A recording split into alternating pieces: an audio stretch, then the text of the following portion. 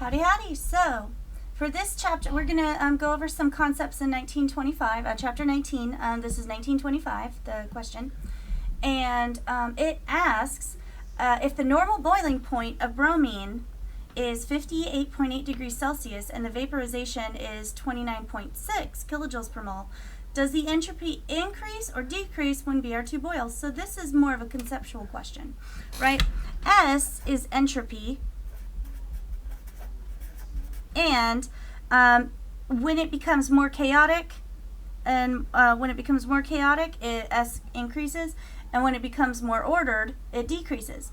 So I'm thinking that since we have a liquid that is going to a gas, right? Things in a liquid, they're closer together, intermolecular forces are stronger. When they're a gas, it's much more chaotic. So I'm thinking that we're going to have a positive S.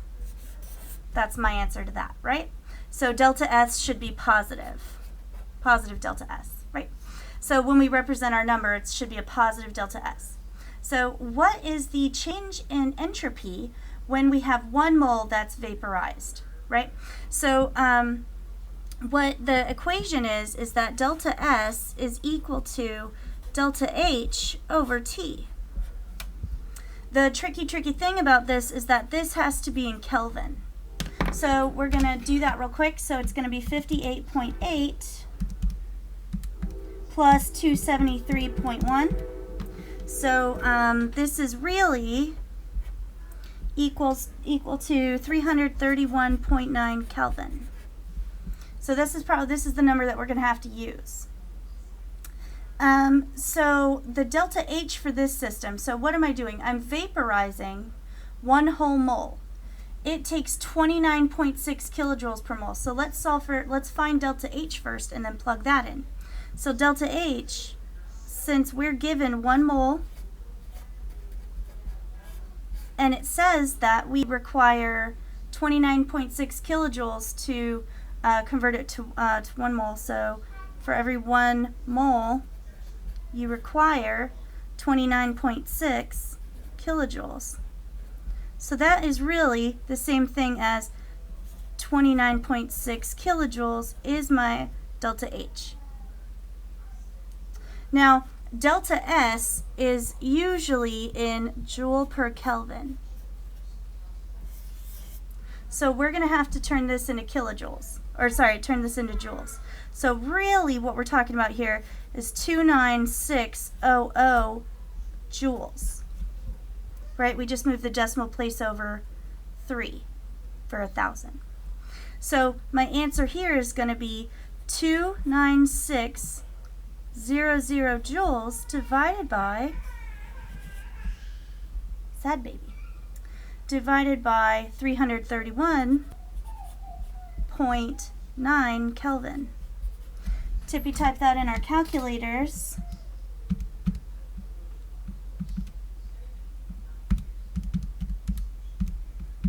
We get 89.2 joule per Kelvin. And I'm going to double check, that's the prettiest 2 I've ever drawn, 89.2 joule per Kelvin. And again, we're going to make sure that this number is positive or negative. This one needs to be represented with a positive S. Right? So you could put a plus sign in front of it, or you could just leave it regular. I like to put a plus and then circle it because it's a way that I know that I took into account the sign. So that's my answer for this one. Right? So let's make this a little bit more helpful for those of us who are visual. So this answer here is 89.2 joules per K. Alright, so I added a little bonus to this question. So this is more similar to what I have on the quiz. So what if I just do 62 grams of Br2? So you notice how it's not going to come out, the delta H is not going to come out nice and gorgeous like this one. So what I'm going to have to do is find the delta H for 62 grams. So this is kind of a jump back to our old chapter back in the day. So what you start with is 62 grams of Br2, put it over 1, and then what I'm going to have to do is convert it into moles, right? So I have to convert this into moles.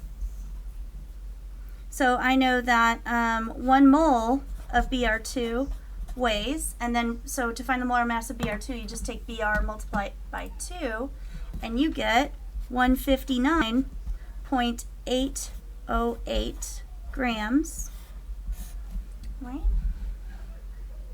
So we're not quite a whole gram, or we're not quite a whole mole, right? So our answer should be less than this, correct?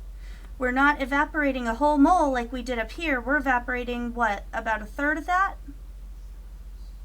About half of that? A little less than half of that? So we're expecting our number to be about half of this. So that's how you are able to double check your math. So a mole of Br2, and then we look up here and it requires 29.6 kilojoules to evaporate a mole. So if I want to evaporate 1 mole of Br2, I'm going to have 29.6 kilojoules. And then again, to turn joules into kilojoules, we say 1 big kilojoule is equal to 1,000 little joules.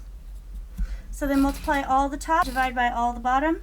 So in the end, you're really going to be multiplying 62 times 29.6 times 1,000. Then you're going to be dividing that big old number by 159.808.